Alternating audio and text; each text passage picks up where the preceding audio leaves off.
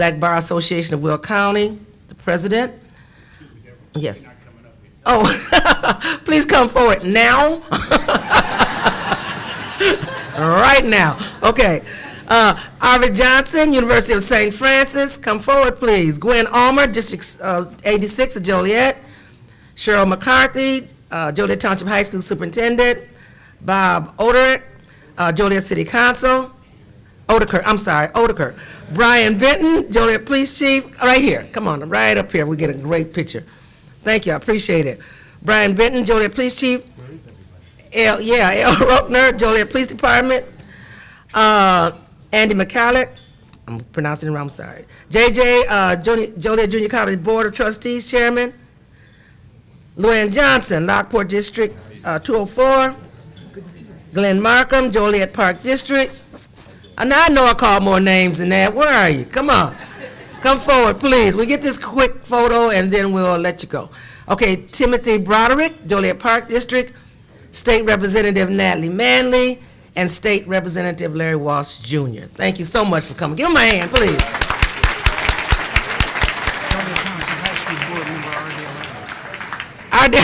Ardell Evans, Joliet Township High School Board District. All right.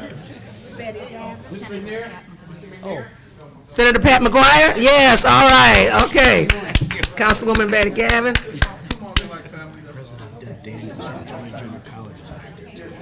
President Deb Daniels from Joliet Junior College. Please come forward. Thank you so much. Bear with me. Thank you so much. If I missed anyone else, please let me know. I'm so sorry. What's that? Okay. Thank you. Thank you.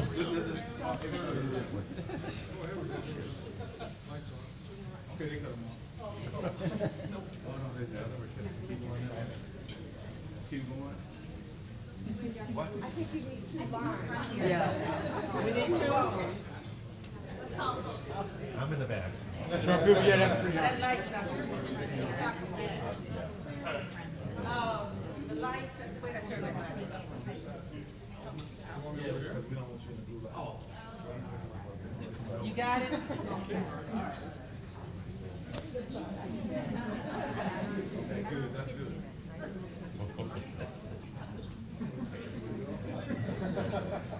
Take real picture. This is the first one on 3. 1, 2. Perfect. Hold on. City Councilman Terry Morris. No, come on, Terry.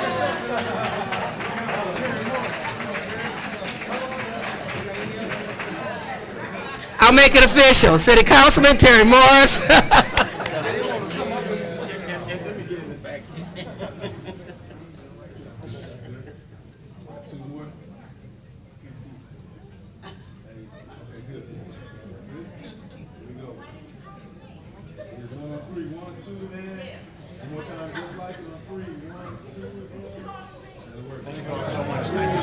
Thank you so much.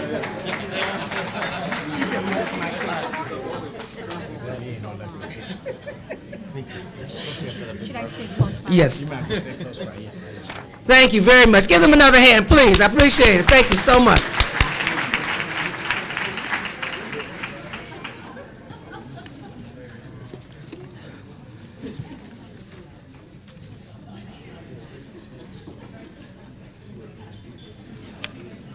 Okay, next on our program, we are going to have State Representative Natalie Manley.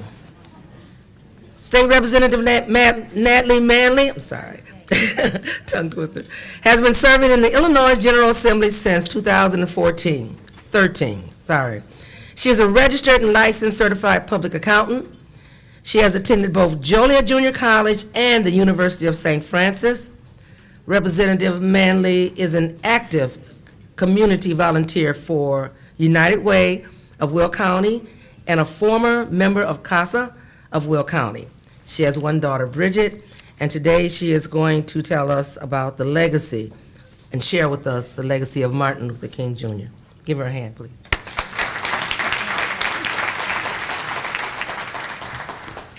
Good morning, everybody. I'd like to thank the committee and all those who worked so hard to make this event a success. And Ardell Evans, my friend, and a friend to everyone in the community, for inviting me here today and how much I appreciate the opportunity to say a few words.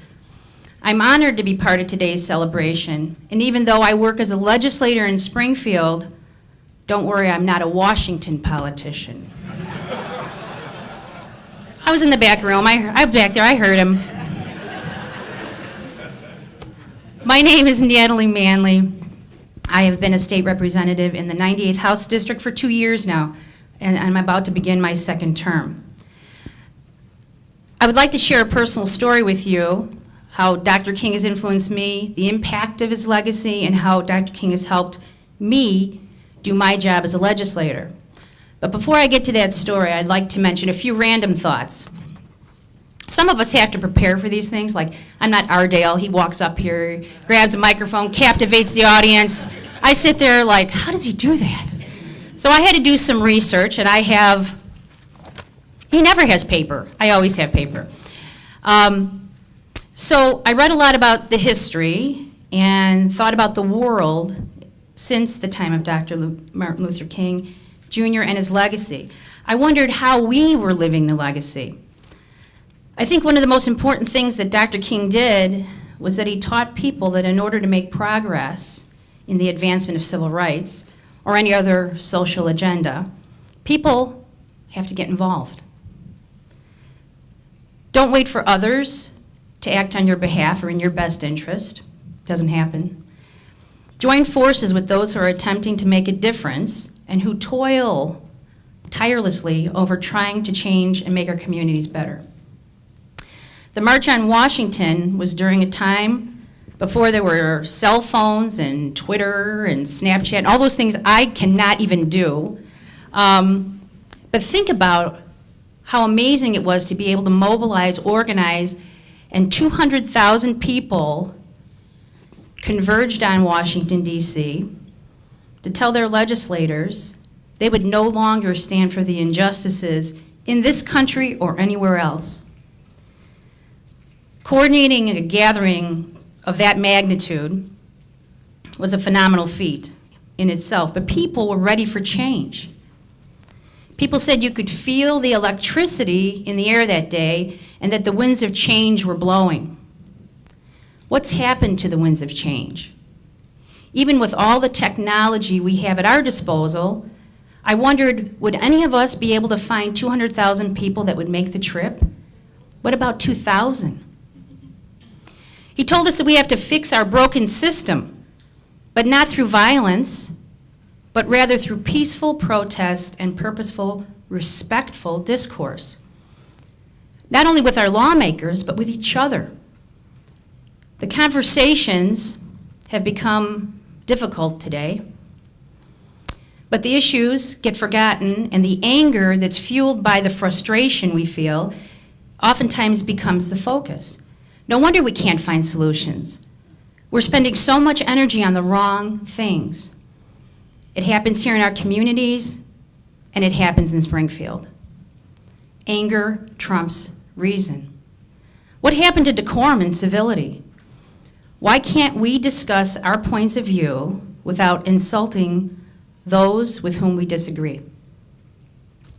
When you talk about any social movement, Dr. King is revered as one of the most important, if not the single most important role model. We use his journey, his ideas, and his words as a template to guide us as we organize for or keep momentum going on any project or social movement that we're involved with. Even though there's been much progress since he first took the podium at the Lincoln Memorial, there's still so much more we need to do. I think Dr. King is probably the creator of the all-inclusive package. You hear about that, you know, everything's all-inclusive. He wanted better for everyone, whether they were black or white, gay or straight, man or woman, Christian, Muslim, Jew, atheist. According to Dr. King, we were all equal. Where is equality today? Where is the brotherhood that Dr. King spoke about? Okay, so now I'm going to get to that story that I was going to share with you. And this is a true story. So my favorite quote from Dr. King is something that we've all heard many times before, but on this particular morning, I was sitting in my office next to the Capitol in Springfield, and I was very troubled. I had been up pretty much all night, which I do a lot, but this one was a tough one. I was about to take a vote, and I'm gonna just lay it out there. If I voted yes, many people were gonna be unhappy with me. Many of the people that supported me were gonna be unhappy with me. If I voted no, I may not have to face as many angry faces, but I knew the no was the wrong choice. So I tried to clear my mind. I sat down at my desk, gonna check my email. Every day I get this email with a daily quote. So I clicked on it, and there was Dr. King sitting in that famous pose, you know, the one where he's kind of looking off in the distance, his index finger is extended on his face and the three fingers are there. And I looked and I recognized the look in his eyes. The quote was, "The ultimate measure of a man is not where he stands in moments of convenience and comfort, but where he stands at times of challenge and controversy." I sat there staring at those words, looking at his face, and I knew what I needed to do. There will always be problems that we need to address and try to solve. Thank God we've had those willing to put themselves out there, and even from beyond the grave, they continue to lend support and counsel when we need it the most. That's how legacy works.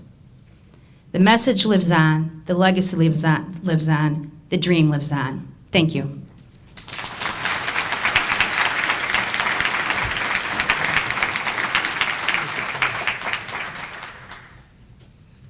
Thank you again, Representative.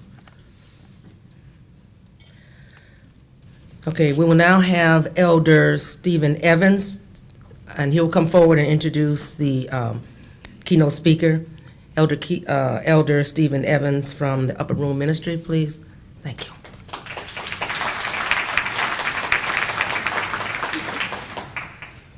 Thank you, Deb. By a show of hands, how many of you in here have not read the bio of Dr. Alexander? Good, then I don't have to read it. So I get a chance to tell you some things about Dr. Alexander that are not on the bio. I am the oldest of 5. She is number 3. Dale is number 2. Rhonda is number 4. And David is the baby boy. We moved to St. Louis in the late 60s. When we came back to Joliet, we moved up into the hill in the first projects up there. Now, I remember my uncle was living with us, and he was going to leave the house and told us to go to bed. And we started jumping on the bed like it was a trampoline, just doing like kids do. And when Uncle Charlie and I came home, we all were in line for a whooping. Now, my brother and I talked my sister into taking the whooping first. Because we reasoned, you're a girl, he won't take it so hard on you. And by the time he gets to us, he'll be tired. And she agreed to do that, and I think she still has a scar on her leg this very day from that abuse. I mean, that spanking. Some other things that are not on the bio that I want to share with you about my sister is that from kindergarten all the way to the 12th grade, she never missed a day in school. Now that's ridiculous. Don't be saying, that's ridiculous. Am I right, Mr. Ross? That's ridiculous. But not only that, she has always been an A student. She was who's who among American high school students, and she was in the National Honor Society and all those different things. And I personally think that's disgusting. But she has always been an outstanding student, and I'm proud to say that she's also an outstanding teacher. In fact, I think that my sister, and I may be somewhat biased here, but I think she's one of the best educators in the country.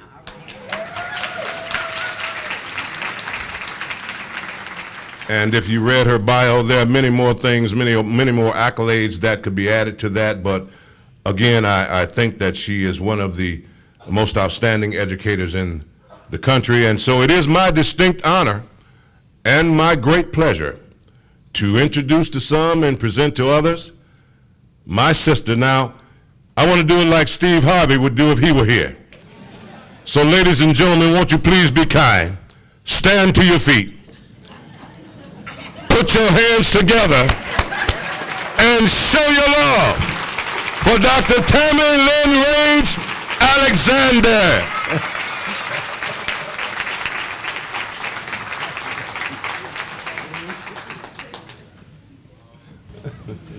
That is not at all how the story went. It wasn't that they told me that he would be tired after he beat me. They said, you know what? You're the favorite. You are a girl. They didn't even get a whipping. He was tired after he...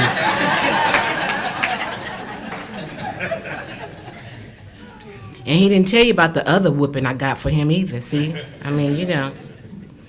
Listen, we have been sitting for a while, and research says that your brain needs some type of movement every 10 to 12 minutes. In fact, our brains can only absorb what our hind parts can take. So, before I begin, we're going to have a little exercise. Everybody, push your chairs all the way back.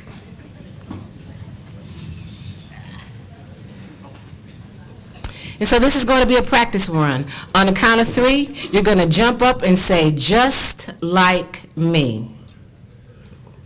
I didn't say stand up yet.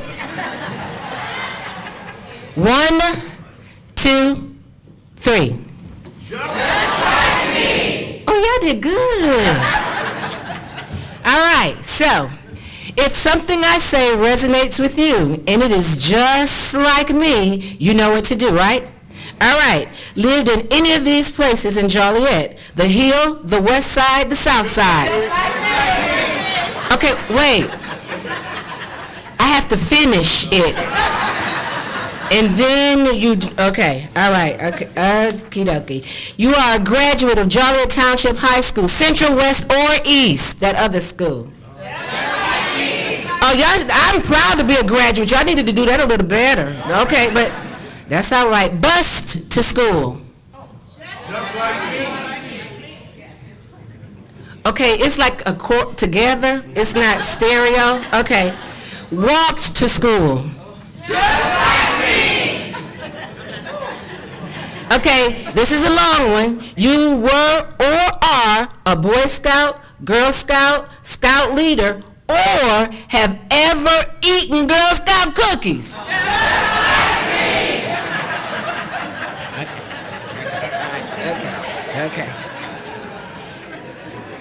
Okay. All right.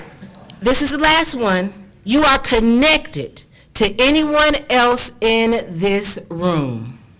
Just like me. Okay, everybody should have stood. You know why? Because even if you were not connected to them before you came in, you sat with some people you didn't know. Aren't you connected with them now? Everybody did not stand up. Okay. That was just a quick exercise. Just like me, it showed that we are different and alike.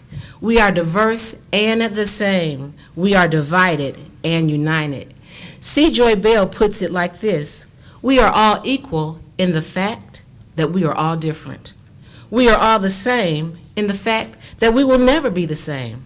We are united by the reality that all colors and cultures are distinct and individual. We are all harmonious in the reality that we are held on this earth by the same gravity. We don't share blood, but we share the air that keeps us alive. Professor Dumbledore, you'd have to know him. I am a Harry Potter fan, by the way. I have been known to be called a Potterhead. He says, we are only as strong as we are united, as weak as we are divided.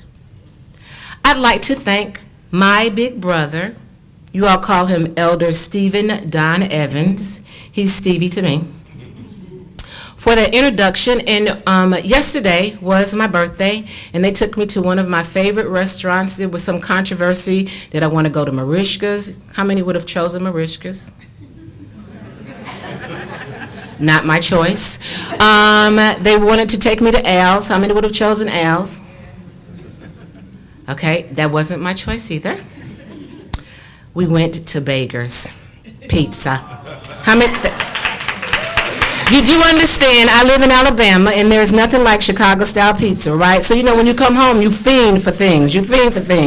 So, and he wasn't very nice to me last night at the restaurant. So he was making up for all of the mean things that he said to me. He took away my childhood memories, just so you know. I'd also like to thank, and I'm sure that my brother will come up behind me, but I'd like to thank the following people who are on the committee to put this together. Mac Willis. You can stand. Mac, where are you? Stand up. Okay. Helen Ross, Carla Boyd, and he said by default, Jenny Brown. And I'd also like for all of the people who share blood with me, because if I start calling names, I'll be in trouble. So this means you share the same blood as me, you marry somebody who has the same blood as me, or you were my play cousin. Stand up.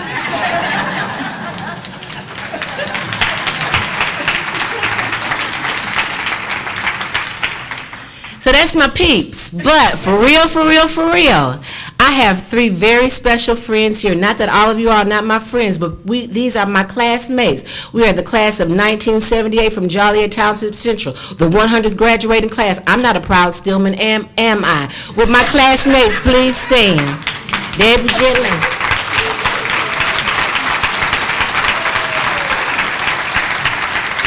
Thank you. And I would like to thank this guy. You call him Ardell. I don't know why you do that. I call him number 2 Dale or Uncle Dale, depending on who's listening at the time, for the invitation. It's been a good morning to celebrate unity. It's no coincidence that today's brunch is nestled between the birthday of Dr. Martin Luther King Jr., January 15th, and the national celebration of his life and legacy, the 3rd Monday in January.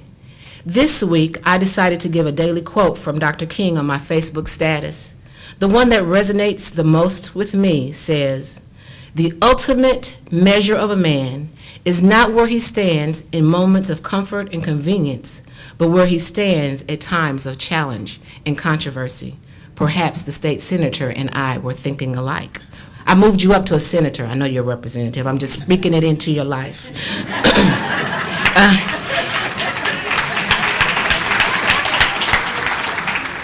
You see, it doesn't matter if you are a Democrat, Republican, or independent, a white-collar worker, a blue-collar worker, or no worker, a millionaire, or an EBT recipient. We probably all agree that we are living in challenging times, and we need to stand united if things are going to change. Secondly, it's no accident that we're meeting in St. Joseph Hospital. I must admit, I don't know many people who would get up, get dressed on a Saturday morning to come to the hospital to eat hospital food. I'm just saying. But when the organizers planned it, there was a purpose. On one side of the equation, there was Dr. King, Nobel Peace Prize winner, national holiday honoree, servant leader, the epitome of unity. On the other side of the equation, triage, emergency room, first responders, specialists, you, me. I'm sure you get the connection, don't you?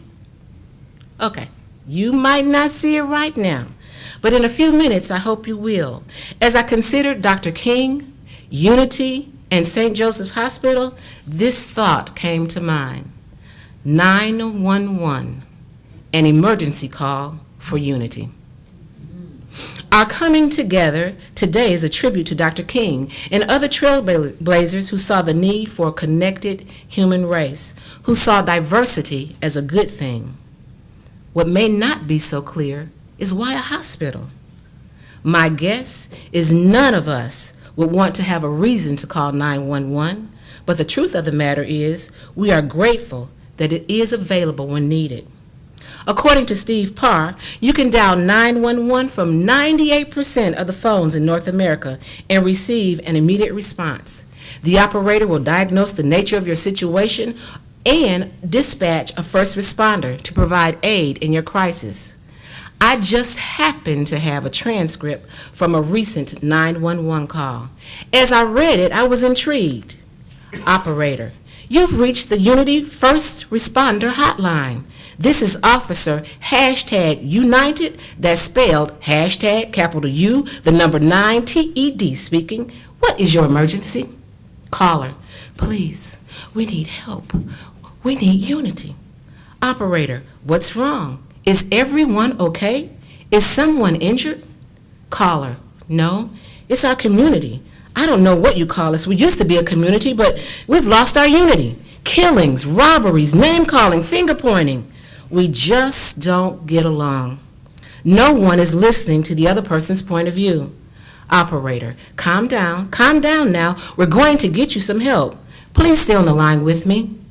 Now, you said you need help with unity in your community? Caller, yes, oh yes, we really do. Operator, it sounds severe, but not hopeless. Hold on, Will County, Joliet, Plainfield, New Lenox, Crest Hill, Bolingbrook, South Side, East Side, West Side. First responders are on their way. The call ends. Don't you see? You, each of you, are the first responders. I know. Some of you are thinking, not me. I'm a lawyer, doctor, teacher, judge, board member, superintendent, evangelist, preacher, teacher, UPS tech, retired police officer. Yes, but you are also first responders. The call went out for the 2015 Unity Jazz Brunch, and you answered. So today, this side gig becomes your main JOB. And in order to do the best possible job, we're going to have a crash course, something like First Responder 101. Let's go over a few points, just to make sure we're on the same page. Point number 1, triage. The purpose of triage is to prioritize incoming patients and to identify those who cannot wait to be seen. The triage nurse performs a brief, focused assessment and assigns the patient a triage level, which is a measure of how long an individual patient can safely wait for a medical screening examination. The triage area is where the vital statistics are taken, like your temperature and blood pressure. You are asked to describe your symptoms in as much detail as possible. If I took a poll and asked you what is the temperature of unity in Joliet, New York, Ferguson, France, Nigeria, I wonder what your answer would be. Keep this important rule in mind. You cannot solve a problem that you do not know how to diagnose.